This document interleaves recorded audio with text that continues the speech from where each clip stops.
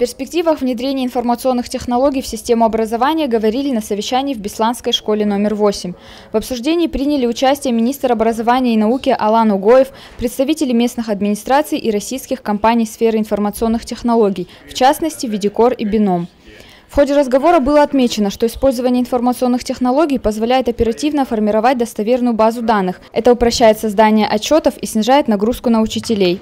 Мы хотим создать единое электронное образовательное поле, пространство, которое бы позволяло нам совместить как использование IT в сфере образования, как управленческую функцию IT в образовании. И сегодня в рамках информатизации активно внедряются электронные ресурсы.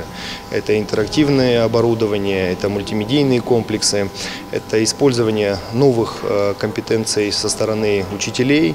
И, конечно же, это очень востребовано у учеников.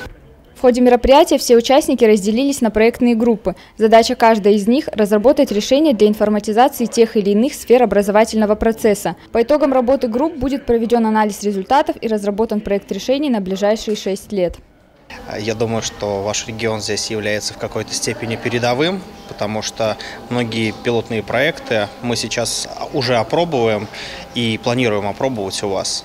В том числе проект по новому мониторингу. Информация, которая будет в этом мониторинге, первое, поможет правильно принимать решения для дальнейших проектов Министерства образования, а также снизит нагрузку на отчетную документацию. Мы делаем это автоматически в электронном виде, и отчеты будут также формироваться автоматически. Вот Северная Осетия является пилотом уже, и уже идет работа.